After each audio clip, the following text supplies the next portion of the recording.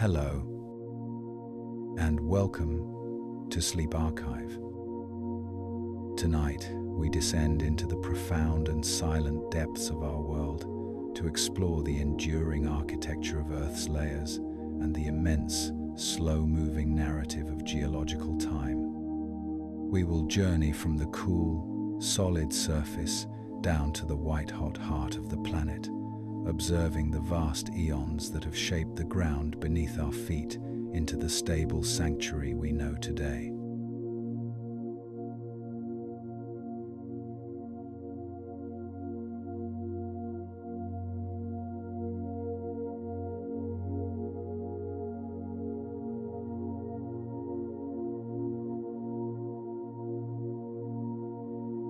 Our exploration begins on the very outer edge of the world, the thin and cooling skin of the planet known as the crust. To the scale of the entire Earth, the crust is remarkably delicate, a fragile layer of solid rock that represents less than 1% of the planet's total volume. If the Earth were the size of an apple, the crust would be no thicker than the apple's skin. Yet it is the foundation for all life, all oceans, and the entire history of our species.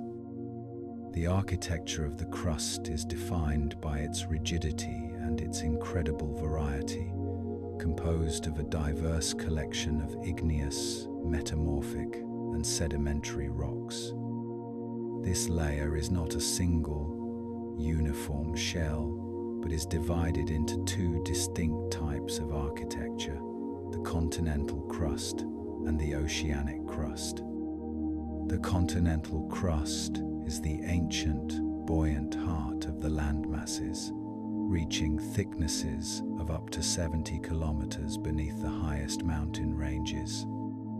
It is composed primarily of granitic rocks, which are rich in silica and aluminum, making them less dense than the material that lies beneath them. This lower density allows the continents to float higher on the mantle, standing as the permanent pillars of the planetary surface. In contrast, the oceanic crust is much thinner, usually only 5 to 10 kilometers thick, and is made of dense, volcanic basalt. The oceanic crust is the younger, more restless sibling of the continents, constantly being created at mid-ocean ridges and recycled back into the interior at deep-sea trenches. Because of its higher density, the oceanic crust sits lower in the Earth's gravitational field, creating the vast basins that hold our planet's oceans.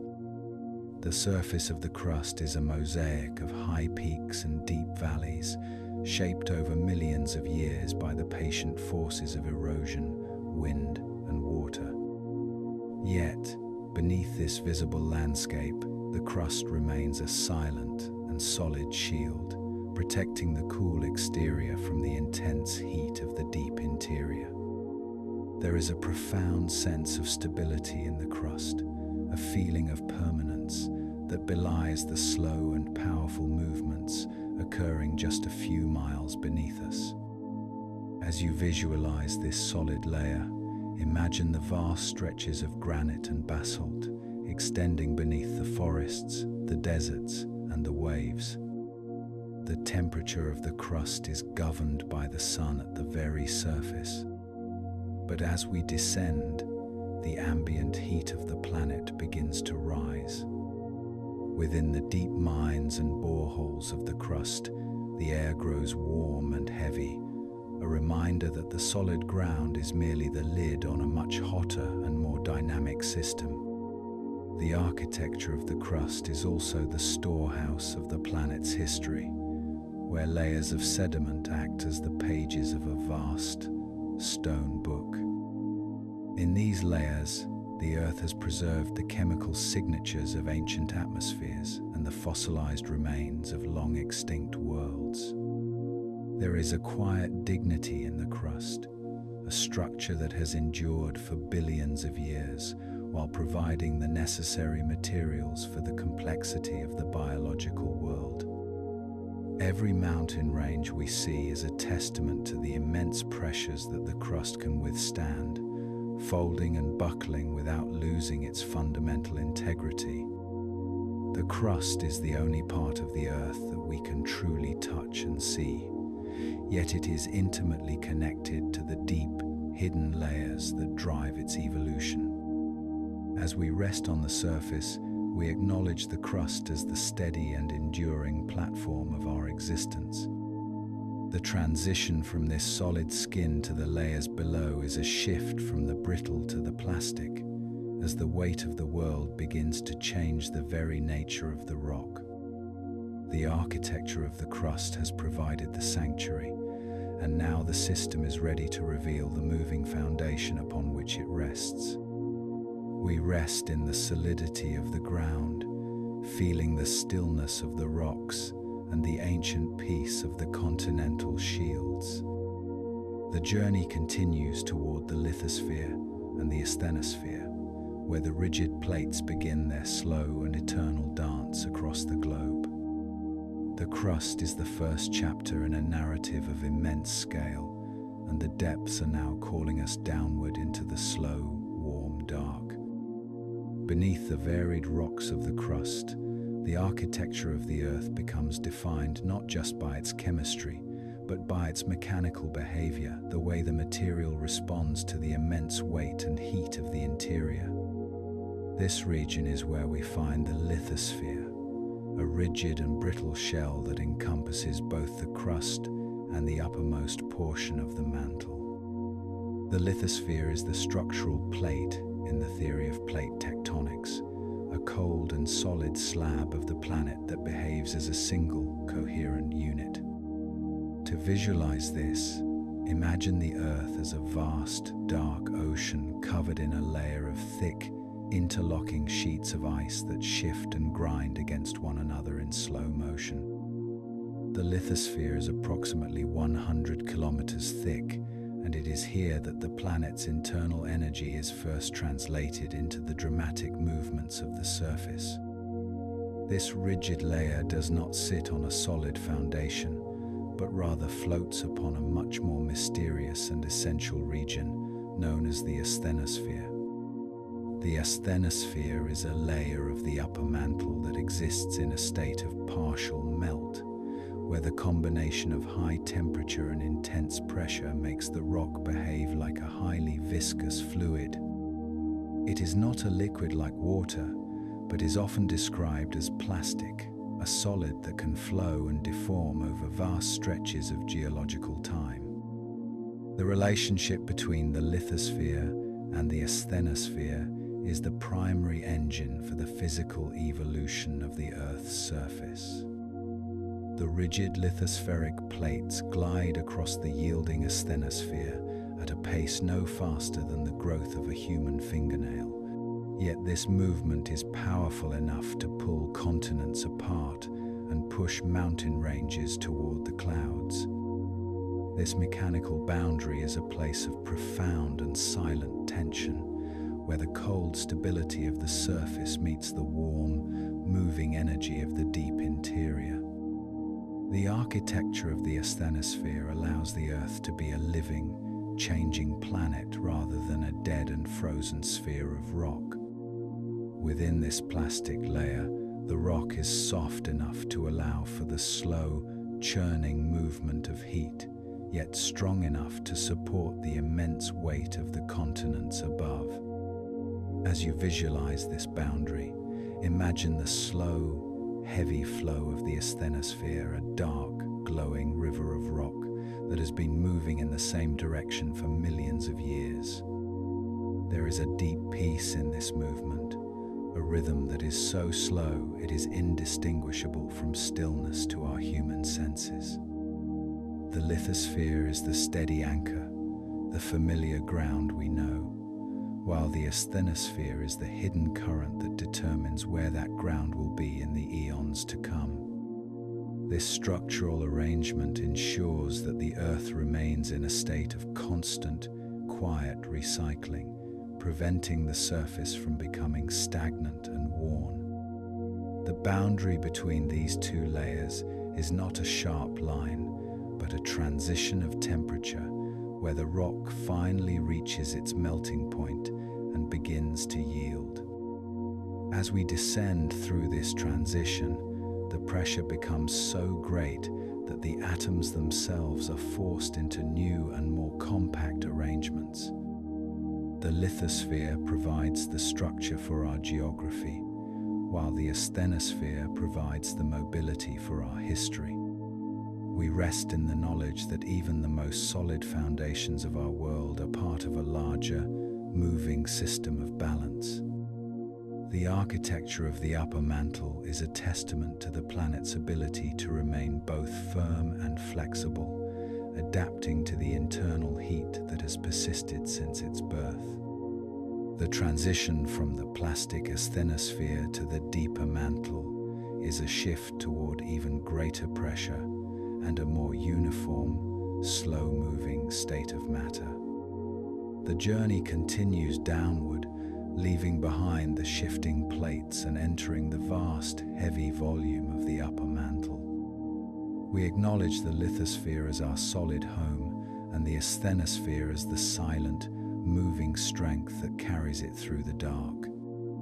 The architecture of the Earth is deepening now, moving away from the surface features toward the massive, silicate engine of the world. As we descend past the yielding asthenosphere, we enter the vast and heavy expanse of the upper mantle, a region that extends nearly 400 kilometers into the Earth's interior. This is the beginning of the planet's true bulk, a massive reservoir of silicate rock that accounts for a significant portion of the Earth's total mass and volume. The architecture of the upper mantle is defined by the mineral olivine, a beautiful olive-green silicate that becomes increasingly dense and compressed under the staggering weight of the layers above. Despite being solid rock, the upper mantle is in a state of constant, incredibly slow motion known as mantle convection. This is the planetary engine, where the heat from the core rises through the mantle in massive, slow-moving plumes, while cooler, denser material sinks back down toward the depths. To visualize this, imagine a thick, dark liquid in a heavy cauldron, heated from below so slowly that a single bubble takes millions of years to reach the surface. This convection is the silent heartbeat of the Earth, a process that has been operating since the planet first cooled and solidified.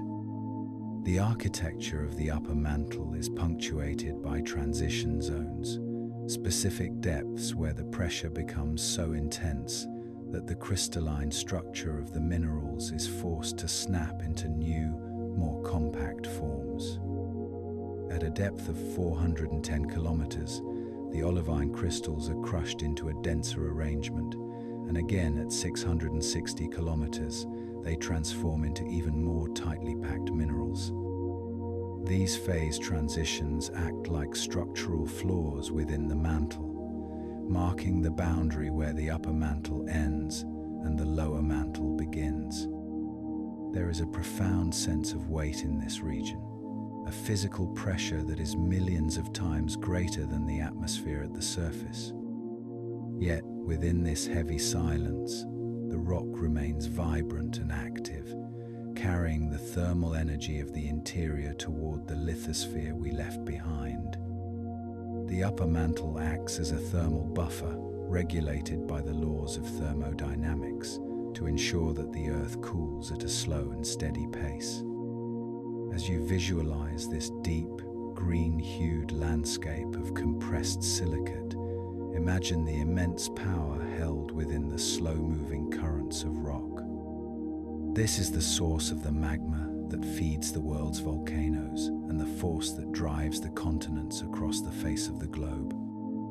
The architecture of the mantle is a reminder that the Earth is not a cold, dead stone, but a world with a warm and circulating heart. The movement here is so measured and deliberate that it provides a sense of eternal stability to the planet's structure. The upper mantle is the bridge between the restless surface and the unchanging depths, a place where the energy of the core is refined and distributed. As we move deeper, the minerals become even more exotic, and the environment becomes increasingly uniform and dense. We rest in the heavy, warm silence of the upper mantle, acknowledging it as the tireless engine that maintains the vitality of our world. The transition from this region to the lower mantle is a move toward the most massive and compressed part of the planet's solid interior.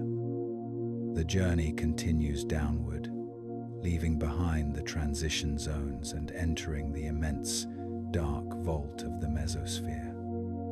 The architecture of the Earth is now dominated by the sheer scale of the lower mantle, a region of ancient and unyielding strength. We feel the pressure increasing, the light of the surface long forgotten, as we settle into the profound depth of the mid-mantle. As we cross the boundary at 660 kilometers, we enter the most massive single layer of our planet, the lower mantle, also known as the mesosphere. This vast region extends nearly 2,000 kilometers further down, making up the largest portion of the Earth's interior by volume. The architecture of the lower mantle is defined by the absolute dominance of pressure over heat. Although the temperature here exceeds several thousand degrees, the weight of the entire world pressing down from above keeps the rock in a solid, unyielding state. In this deep sanctuary, the minerals we encountered in the upper layers have been transformed into even more exotic and dense structures, such as bridgmanite and postperovskite. These minerals are so tightly packed that their atoms are forced into the most efficient configurations possible, creating a material that is stiffer and stronger than any rock found at the surface. The lower mantle acts as the Earth's great thermal reservoir, a silent vault that has been slowly releasing the primordial heat of the planet's formation for over 4 billion years. While convection still occurs here, it is even slower and more majestic than in the layers above, with massive plumes of hot rock taking tens of millions of years to ascend toward the surface. This is the region of the Earth that provides the most significant structural stability, a thick and heavy anchor that prevents the planet from cooling too quickly or losing its internal energy. The environment is one of total uniform darkness and immense, crushing stillness, where the properties of the rock are the same in every direction for thousands of miles. As you visualize this immense vault of compressed silicate, imagine the sheer scale of the material, a solid wall of rock, 2,000 kilometers thick, glowing with a dull, subterranean heat. There is a profound sense of permanence in the mesosphere, a part of the Earth that remains largely unchanged by the tectonic cycles of the surface. It is the silent foundation upon which the restlessness of the upper mantle and the crust is built, a steady and enduring presence in the deep night of the interior. The architecture of the lower mantle ensures that the Earth remains a thermally balanced system, regulating the flow of heat from the core to the outer layers with mechanical precision. As we approach the very bottom of this layer, we reach a mysterious and complex boundary known as the double prime layer. This is the graveyard of ancient tectonic plates, where the cold slabs that sank into the depths millions of years ago finally come to rest against the blistering heat of the core. It is a place of dramatic transition, where the solid rock of the mantle meets the liquid metal of the outer core, creating a landscape of thermal towers and chemical anomalies. The lower mantle provides the final, solid barrier before we leave the world of silicates and enter the realm of liquid iron. We rest in the awe of this massive structure, acknowledging the lower mantle as the great, stabilizing weight of our world. The transition from this solid mesosphere to the core is the most significant boundary in the entire planetary system, a shift from rock to metal and from solid to liquid. The journey continues downward, moving past the solid mantle and entering the churning, incandescent sea of the outer core. The architecture of the Earth is about to become more energetic and vital as we approach the source of the planet's magnetic life. We feel the pressure reaching its peak, even as the chemistry changes entirely, preparing us for the fluid depths of the interior. Leaving behind the solid, silicate world of the mantle, we cross the Gutenberg discontinuity and enter a realm of molten fire and liquid metal, the outer core. This is a layer of profound transformation, extending from a depth of nearly 3,000 kilometers down to over 5,000 kilometers beneath the surface. The architecture of the outer core is defined by a sea of liquid iron and nickel, a glowing, incandescent fluid that is as thin as water but far more dense and powerful. Unlike the mantle, which moves with the slow, plastic flow of heated rock, the outer core is a place of rapid, churning movement, driven by the intense heat of the inner core and the rotation of the planet. This movement is organized into massive, vertical columns of liquid metal, spiraling in complex patterns as they rise and fall through the interior. This churning fluid is the source of one of the planet's most essential features, the geodynamo, the engine that generates the Earth's magnetic field. As the conductive liquid iron flows through these columns, it creates electrical currents that, in turn, produce a vast magnetic shield that extends far out into space. This invisible architecture is our primary defense against the solar wind and cosmic radiation, acting as a planetary umbrella that allows life to flourish on the surface. Without the restless movement of the outer core, the Earth would be a barren and unprotected rock, stripped of its atmosphere by the relentless energy of the sun. The environment within the outer core is one of extreme intensity, with temperatures reaching up to 5,000 degrees and pressures that would instantly vaporize any material found at the surface. Yet, within this liquid sea, there is a sense of vital energy, a pulsing heart that keeps the planet's magnetic life active and enduring. As you visualize this glowing, metallic ocean, imagine the sheer scale of the currents, rivers of liquid iron thousands of miles wide, flowing in the silent dark of the deep interior. The outer core acts as a bridge between the solid mantle and the crystalline inner core, transferring heat with a speed and efficiency that keeps the planetary system in balance. There is a rhythm to this movement, a slow and steady circulation that has been maintained for billions of years, providing a constant and reliable shield for the world above.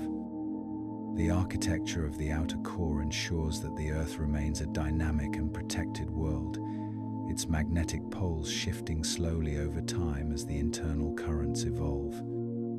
As we descend through this liquid layer, the pressure continues to rise at a staggering rate, eventually reaching a point where the liquid metal can no longer remain fluid. We rest in the awe of this metallic engine, acknowledging the outer core as the silent guardian of the atmosphere and the source of our planetary identity. The transition from this churning liquid to the solid inner core is a move toward the absolute center, where the pressure finally wins its battle against the heat. The journey continues downward, leaving the liquid seas behind and entering the white-hot, solid heart of the world.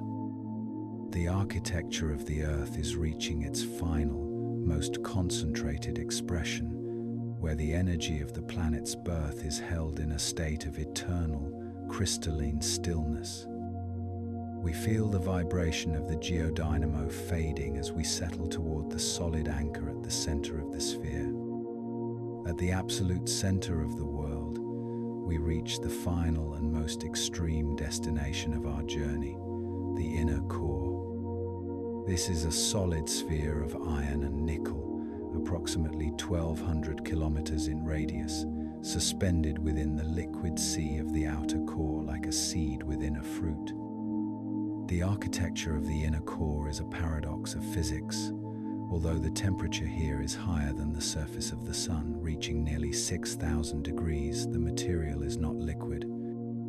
The weight of the entire planet, pressing inward from every direction, creates a pressure so immense that it forces the white-hot metal to crystallize into a solid, unyielding mass.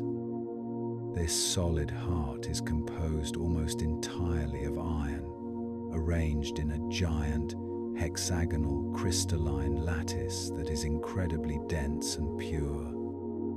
The inner core is not a static object. It is growing at a rate of about 1 millimeter per year as the Earth slowly cools and the liquid metal of the outer core freezes onto its surface. This slow crystallization is a vital process, for as the iron solidifies, it releases latent heat that helps drive the churning convection currents of the outer core we just visited. In this way, the inner core acts as the ultimate battery of the planet, providing the long-term thermal energy required to maintain our magnetic shield and our tectonic life. There is a profound sense of isolation and power at this depth, a place where time and space seem to compress into a single point of eternal stillness. The inner core may even rotate at a slightly different speed than the rest of the planet, a silent, independent orb spinning within the fluid depths of the Earth. As you visualize this white-hot, crystalline sphere, imagine it as a relic of the planet's violent beginnings, a concentrated ball of primordial energy held in the grip of crushing gravity.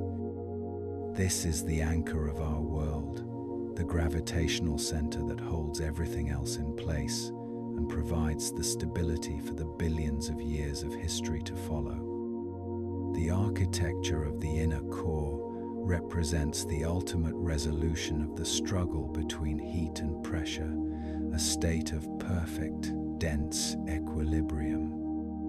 Within this solid metal, the energy of the Earth's formation is stored with perfect efficiency, destined to remain warm for billions of years into the future. As we rest at this central point, we are surrounded by the incredible mass of the planet, feeling the resonance of the geodynamo and the weight of the mantle above. The inner core is the silent, glowing heart of our world, the final foundation upon which the entire drama of geological time is built. But this heat and this metal did not appear by chance. They are the result of a specific, ancient story that began in the chaos of the early solar system. To understand why the center is hot and why the layers are organized as they are, we must look back to the moment the Earth was born. The heat we feel here is a bridge, a literal connection to the Hadean Eon. When this metal first sank toward the center in a process of planetary differentiation, the transition from this physical space to the narrative of time is seamless, for the core is the planet's oldest memory, a time capsule of the energy that ignited the world. We move now from the architecture of the layers to the architecture of the eons, stepping back through the billions of years to witness the birth of the sphere. The white-hot stillness of the core provides the perfect starting point for our journey into the deep past, where the fire of the interior was once the fire of the surface. We rest in the awe of the inner core, acknowledging it as the beginning and the end of the Earth's physical structure. The journey continues toward the Hadean and Archean eons, where the molten world first began to find its form and cool into the home we know. To understand the immense journey of our planet, we must leave the white-hot stillness of the modern core and travel back through the layers of time to the very beginning of the Earth's existence. This journey into the deep past begins in the Hadean Eon, a period of time named after the underworld, for it was an era of unimaginable heat, violent collisions, and a surface that was more liquid than solid. The Hadean began approximately 4.5 billion years ago in the chaotic aftermath of the solar system's formation, when the Earth was a glowing orb of molten rock orbiting a young and turbulent sunday. The architecture of the planet at this stage was not the organized series of layers we see today, but a churning, incandescent magma ocean where the heavy elements were only just beginning their long descent toward the center. In this searing environment, the heat of the planet was maintained by three powerful sources: the kinetic energy of constant asteroid impacts, the intense pressure of gravitational contraction, and the rapid decay of short-lived radioactive isotopes. It was during this violent infancy that the most significant event in Earth's structural history occurred: the giant impact, a collision with a Mars-sized body that ejected a vast cloud of debris into orbit, which would eventually coalesce to form our moon. This collision was so energetic that it completely remelted the Earth's surface, ensuring that the planet remained a sphere of liquid fire for millions of years after its birth. As the Hadean progressed, the planet began the slow and patient process of differentiation, where the laws of density and gravity began to sort the molten materials into their proper places. The heavy iron and nickel sank through the magma to form the proto-core, while the lighter silicates rose to the surface to form the early cooling mantle. This was the moment the internal architecture we explored earlier was first established, creating the fundamental division between the metal heart and the rocky shell of our world. Toward the end of the Hadean, the surface finally began to cool enough for the first patches of solid crust to appear, like thin sheets of ice forming on a dark and stormy pond. As we move into the Archean Eon, approximately 4 billion years ago, the architecture of the planet undergoes a profound and cooling transformation. The Archean is the era of the first permanent continents, where the cooling magma solidified into stable blocks of crust known as cratons. These cratons were the ancient seeds of the modern land masses, composed of tough, granitic rocks that were buoyant enough to resist being pulled back down into the churning mantle. The environment of the Archean was still remarkably different from our own, with an atmosphere of thick carbon dioxide, methane, and volcanic gases, and oceans that were likely green with dissolved iron. Yet, within these ancient iron-rich seas, the first stirring of life occurred: simple, single-celled organisms that would begin the long process of biological evolution. The structure of the Archean world was one of small, volcanic islands and shallow, turbulent seas where the tectonic plates were just beginning to establish their modern rhythms. There is a deep and resonant peace in the realization that the ground beneath your feet contains fragments of these original Archean cratons, preserved for 4 billion years against the forces of erosion and change. As you visualize this ancient, cooling world, imagine the dark, volcanic skies and the constant steam rising from the first oceans as they met the cooling lava of the young crust. The rhythm of the Archean was measured in the slow cooling of the mantle and the steady growth of the continental land masses, a process that required hundreds of millions of years of patient accumulation. the architecture of the Earth was shifting from a state of total liquid chaos to one of organized, solid stability, creating the platform upon which the entire history of life would be written. In the Archean, we see the first evidence of the geodynamo we explored in the core, as the early magnetic field began to shield the cooling atmosphere from the solar wind. This invisible shield allowed the first oceans to persist, preventing the water vapor from being stripped away into the vacuum of space and ensuring that the Earth would remain a blue planet. The transition from the Hadean to the Archean is a move from a world of fire to a world of rock and water, a shift that marks the true beginning of the geological record. We rest in the awe of this ancient resilience, acknowledging the Hadean and Archean as the difficult and necessary birth of our planetary home. The cooling of the crust and the emergence of the first cratons provided the structural foundation for everything that was to follow. As we move toward the next chapter of time, we will see how these small, volcanic seeds began to merge into the first great continents of the world. The journey continues toward the Proterozoic Eon, where the atmosphere began to breathe and the first supercontinents took their places on the global stage. The architecture of the Earth is now solid and stable, prepared for the long, slow work of biological and geological cooperation.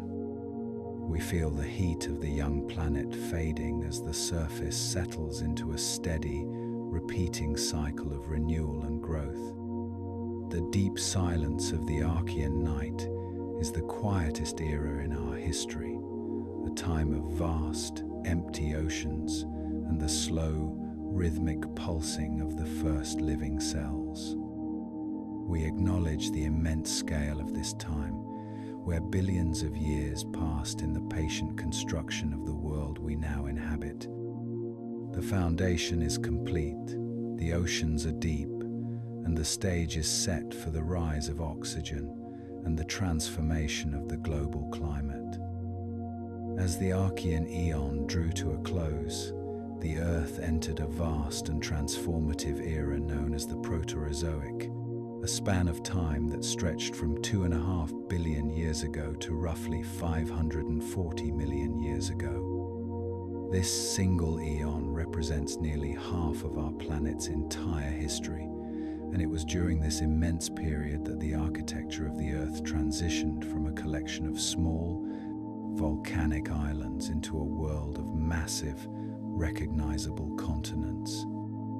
The Proterozoic was an era of profound geological and biological cooperation, where the slow movement of the tectonic plates began to synchronize with the chemical evolution of the atmosphere and the oceans. One of the most significant structural changes during this time was the assembly of the first great supercontinents, as the smaller Archean cratons were pushed together by the churning convection of the mantle to form massive, unified landmasses like Columbia and later Rodinia.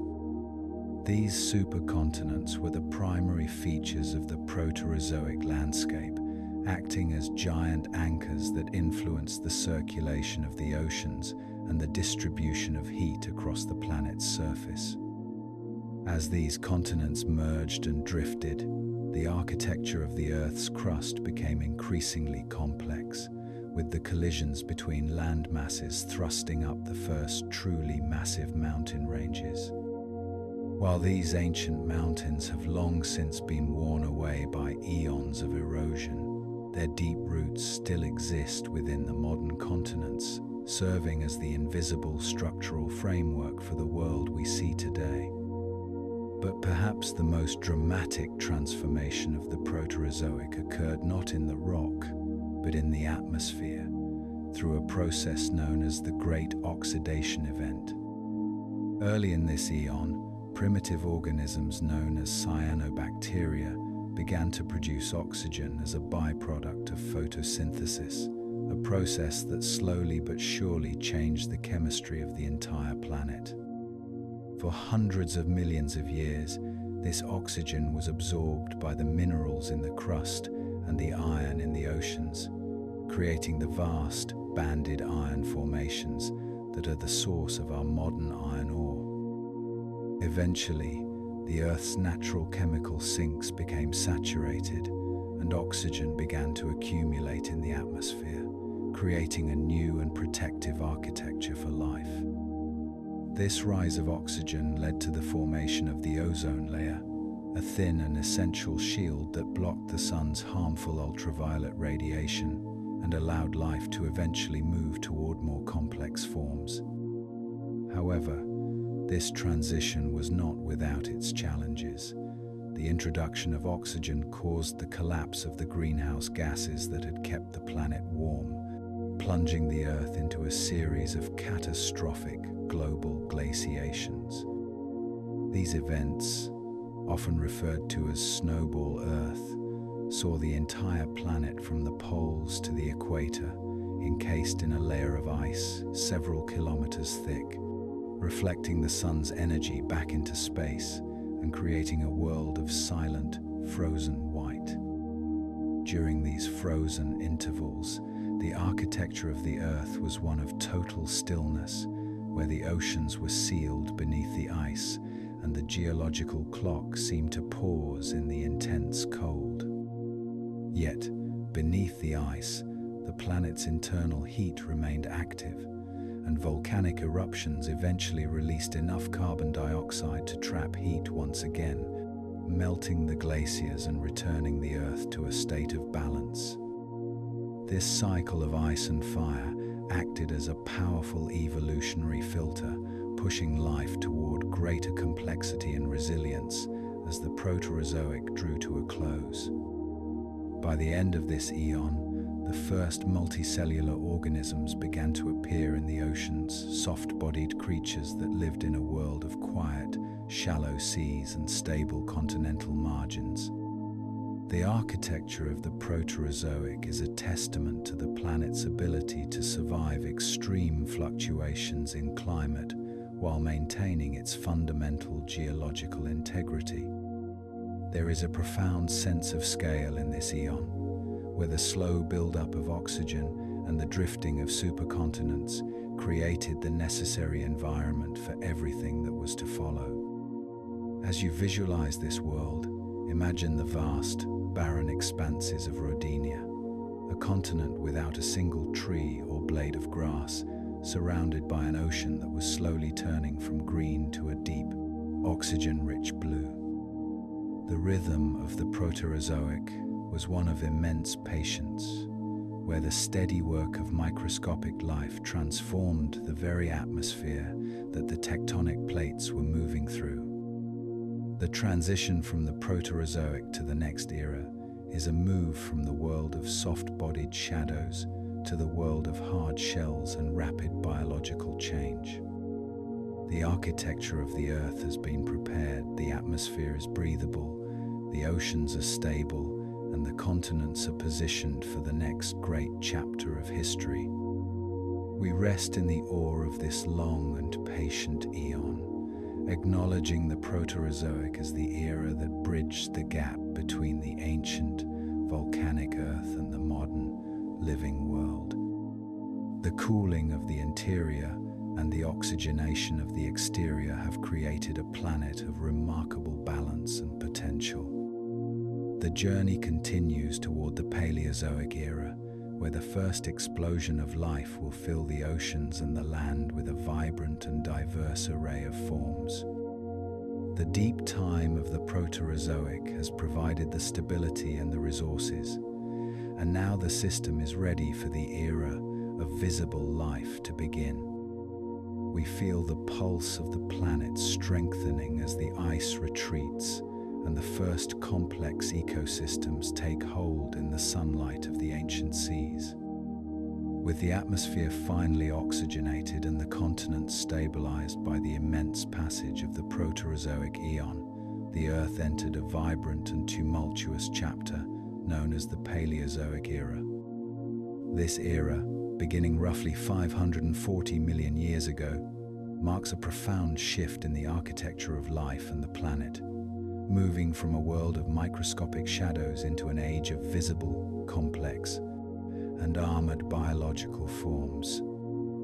The beginning of the Paleozoic is defined by the Cambrian explosion, a relatively brief period of geological time where the variety of life on Earth expanded with a sudden and breathtaking intensity. For the first time in the history of the world, organisms began to develop the structural innovation of hard parts, shells, skeletons, and teeth, carving out new niches in the shallow, sunlit seas that fringed the ancient continents. This was not merely a biological change, but a geological one as well, as these new organisms began to interact with the crust in ways that altered the very sediment of the ocean floor, recycling minerals and building the first massive coral reefs. The architecture of the Earth during the early Paleozoic was a scattered mosaic of landmasses, with the great continent of Gondwana sitting near the South Pole while other smaller plates drifted across the tropical latitudes. As the era progressed, the relentless convection currents of the mantle we explored in the deep layers began to draw these scattered fragments together in a slow and inevitable dance of planetary assembly. This period of the Paleozoic saw the first true conquest of the land, as the biological system expanded beyond the sanctuary of the oceans and onto the barren, rocky surfaces of the continents. The first pioneers were the plant's simple, moss-like structures that clung to the damp edges of the world, followed by the evolution of vascular systems that allowed flora to stand tall against the pull of gravity. This was a fundamental shift in the planetary architecture, as the greening of the continents began to stabilize the soil, reduce erosion, and further transform the chemical balance of the atmosphere. By the middle of the Paleozoic, vast and humid coal forests covered much of the land, populated by giant insects and the first amphibians that had successfully transitioned from the water to the air. The architecture of these forests was dense and carbon-rich, and as these plants lived and died, they were buried in the sediment to become the vast coal seams that we utilize hundreds of millions of years later. There is a deep and rhythmic peace in the visualization of these ancient, silent swamps, where the atmosphere was thick with oxygen and the ground was a soft, damp carpet of moss and fallen timber. During this time, the tectonic plates continued their steady movement, eventually colliding to form the Appalachian and Ural Mountains, massive ranges that served as the sutures for the emerging supercontinent of Pangaea. The formation of Pangaea was the defining geological event of the late Paleozoic, a structural unification that brought nearly all of the Earth's land masses into a single, continuous entity stretching from pole to pole. This massive landmass altered the global climate and the circulation of the oceans, creating vast, arid deserts in the interior, while the coastlines were battered by seasonal storms. The architecture of Pangaea was a testament to the immense power of the mantle convection engine, showing how the deep heat of the core can physically reshape the entire surface of the world. However, the end of the Paleozoic was marked by the most catastrophic event in the history of life, the Permian Triassic extinction, also known as the Great Dying. This was a moment of total structural crisis for the Earth, triggered by massive volcanic eruptions in what is now Siberia, which released immense volumes of carbon dioxide and sulfur into the atmosphere. The resulting global warming and ocean acidification nearly wiped the slate clean, destroying over 90% of all species and bringing the era of ancient life to a violent and silent conclusion. Yet, even in this destruction, the architecture of the Earth remained resilient, as the continents of Pangaea held firm and the internal heat of the core continued to drive the cycles of renewal. The Paleozoic era taught the planet how to support complex life across both sea and land, creating the biological and geological templates that would be used in the ages to come. There is a sense of awe in the scale of this era, a span of 300 million years where the world transitioned from simple trilobites to the first ancestors of the dinosaurs. As you visualize the ending of this era, imagine the silent, scorched landscapes of the late Permian, where the heat was intense and the oceans were still, yet the seeds of the next era were already waiting in the shadows. The rhythm of the Earth is one of endurance, where even the most total extinctions are eventually followed by the slow and patient return of life. The transition from the Paleozoic to the Mesozoic is a move from the world of ancient armored creatures to the world of the giants, as the planet began to recover from its greatest trial. The architecture of the Earth has survived the fire and the collapse, and the supercontinent of Pangaea is now prepared to witness the rise of a new and iconic era. The journey continues toward the Mesozoic, where the land will shake under the weight of the dinosaurs, and the continents will begin their final, spectacular breakup. We rest in the quiet recovery of the world, acknowledging the Paleozoic as the era that proved the planet's ability to sustain complex systems against all odds. The deep silence of the post-extinction world is a heavy, expectant quiet, a space where the next chapter of the Earth's story is being slowly and carefully written in the stone. With the devastating trials of the Permian extinction now fading into the distant geological past, the Earth entered the Mesozoic era, the age of middle life, and the era of the giants. Spanning from approximately 250 million years ago to 66 million years ago, the Mesozoic represents a time when the architecture of the Earth's surface reached a state of greenhouse warmth and monumental biological scale. This was the era that saw the rise and fall of the dinosaurs, the first appearance of birds and flowering plants, and, perhaps most importantly for the physical world, the spectacular and inevitable breakup of the supercontinent Pangaea. The beginning of the Mesozoic was characterized by a world of extremes. Pangaea was a singular, massive landmass that stretched across the equator, its vast interior so far from the influence of the oceans that it was dominated by scorching deserts and intense seasonal climates. The architecture of the Earth's crust was under immense tension during this time, as the deep convective currents of the mantle began to pull at the seams of the supercontinent.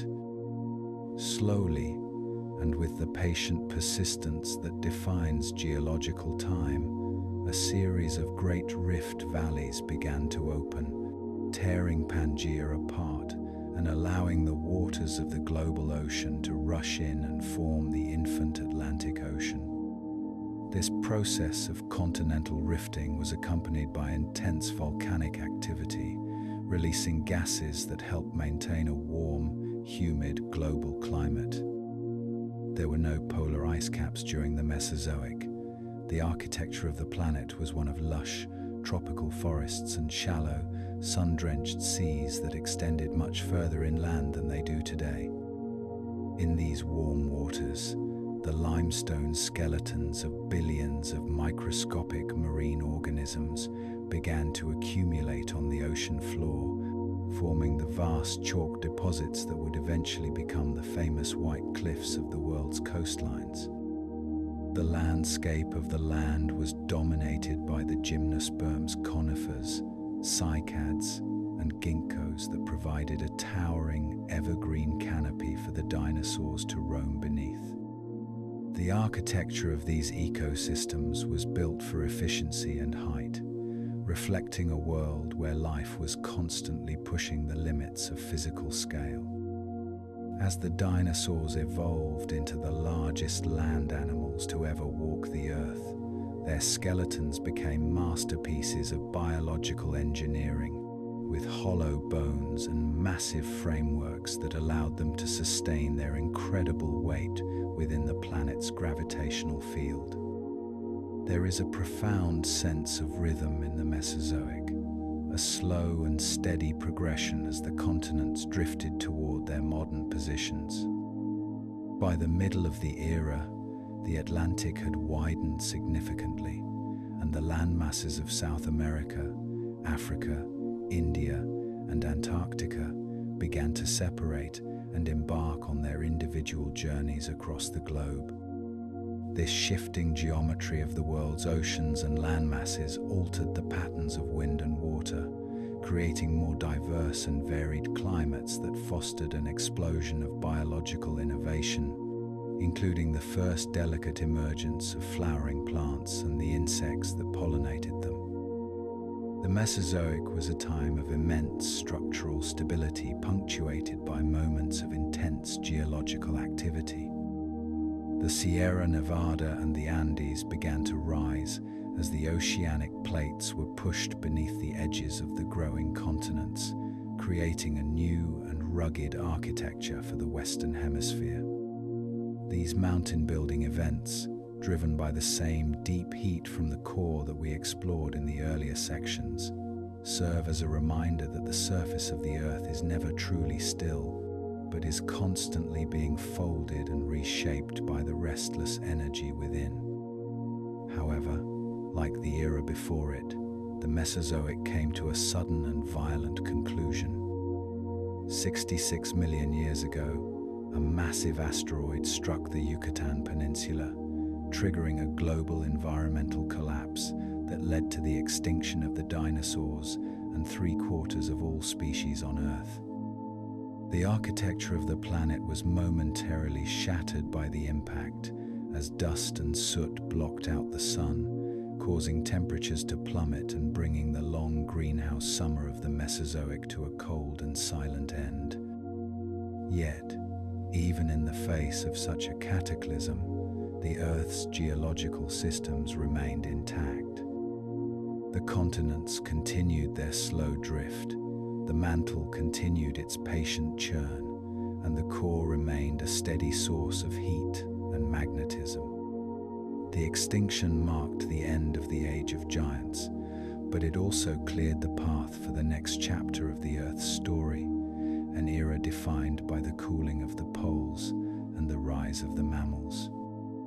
As you visualize this transition, imagine the dust of the asteroid impact slowly settling, the fires fading, and a new, colder sunlight beginning to filter through the clouds onto a world that was now fundamentally different.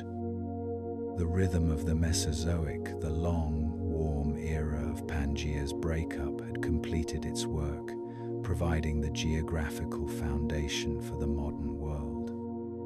The architecture of the Earth has survived once again, its layers holding the memory of the giants as it prepares for the era of the modern climate.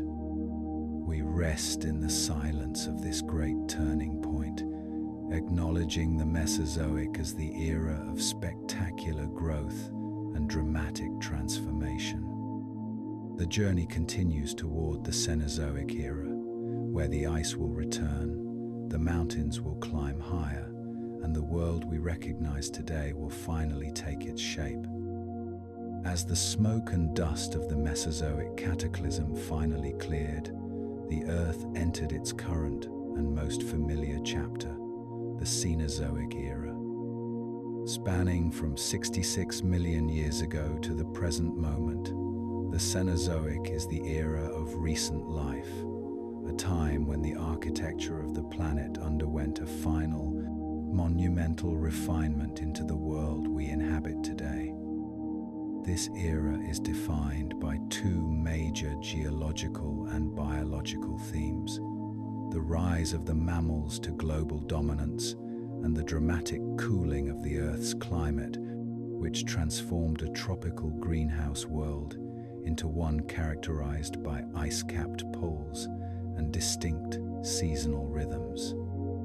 The beginning of the Cenozoic, known as the Paleogene period, saw the continents continuing their slow, majestic migration toward their modern coordinates.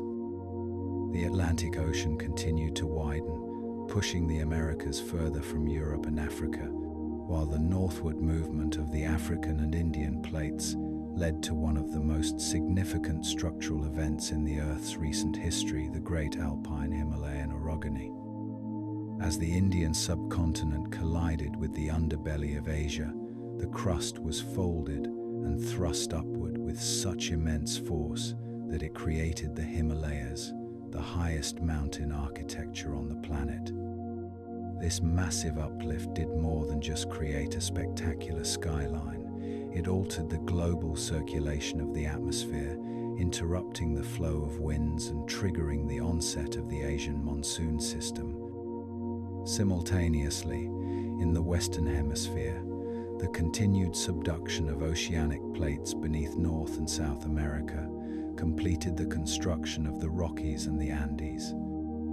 These backbones of the continents served as new climatic barriers, creating rain shadows that transformed the interior of the continents into the vast grasslands and prairies where mammals would eventually thrive and diversify. Early in this era, the planet experienced a brief but intense spike in heat known as the Paleocene-Eocene thermal maximum, where the world became so warm that palm trees and crocodiles lived within the Arctic Circle. This surge in temperature reminds us that the architecture of the Earth's climate is a dynamic and responsive system, capable of dramatic shifts in response to the release of carbon and methane from the deep interior. As the era progressed, the architecture of the ocean currents shifted once again, leading to a profound and lasting cooling of the entire planetary system.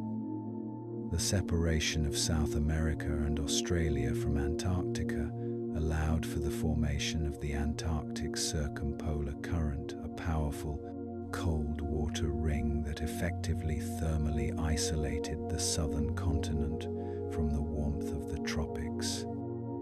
This event, occurring roughly 34 million years ago, acted as a global refrigerator, triggering the formation of the first permanent ice sheets in Antarctica and initiating a long, slow cooling trend that would define the rest of the era. In the oceans, the Cenozoic saw a remarkable transition as mammals returned to the sea, evolving into the majestic whales and dolphins that now navigate the deep blue corridors of the world's basins. The rhythm of the Cenozoic is a story of gradual cooling and drying as the lush, pan-global forests of the Mesozoic began to retreat toward the equator. These dense jungles were replaced by vast expanses of savanna and grassland, a shift in the Earth's green architecture that forced terrestrial life to adapt once again. Mammals evolved longer legs for running across open plains and more complex, high-crowned teeth for grazing on the tough, silica-rich grasses that now dominated the landscape. It was in these cooling, open environments that the ancestors of modern horses, elephants, and eventually primates began to carve out their places in the biological and geological narrative. The architecture of the land became increasingly interconnected with the climate, as the rise of the Isthmus of Panama approximately 3 million years ago bridged the Americas and severed the flow between the Atlantic and Pacific Oceans. This closing of the gateway redirected the Gulf Stream, carrying warm water toward the North Atlantic and providing the moisture necessary for the growth of massive ice sheets in the Northern Hemisphere. Approximately 2.5 million years ago, the cooling reached a critical threshold, plunging the planet into the Pleistocene epoch, the age of the great ice ages. The architecture of the northern continents was repeatedly reshaped by massive, shimmering sheets of ice, some over 3 kilometers thick, which advanced and retreated in a rhythmic cycle. These glacial cycles were dictated by the Milankovitch cycle's subtle wobbles in the Earth's orbit and tilt that altered the distribution of solar energy across the high latitudes.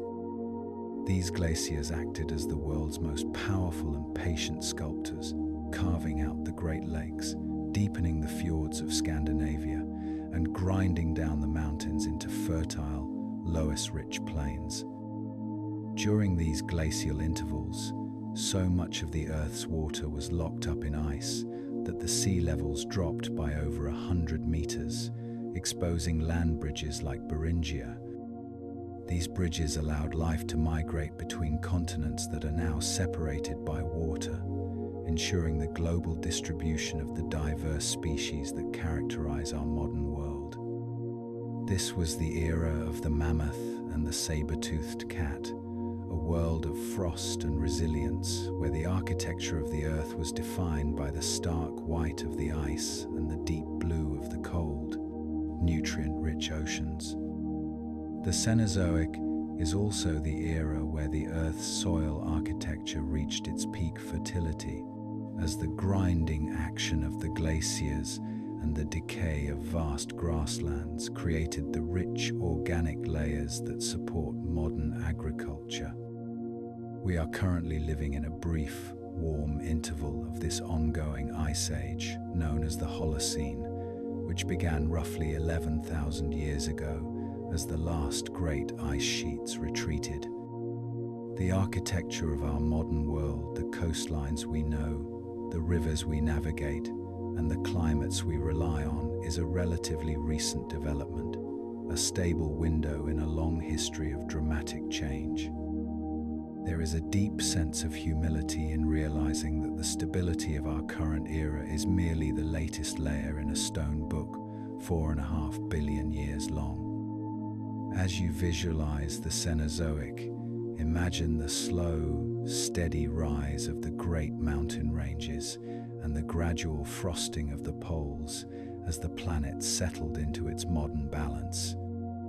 This is the era where the Earth's systems reached their highest degree of complexity and interconnectedness, where the chemistry of the atmosphere, the movement of the plates, and the evolution of life are all perfectly synchronized.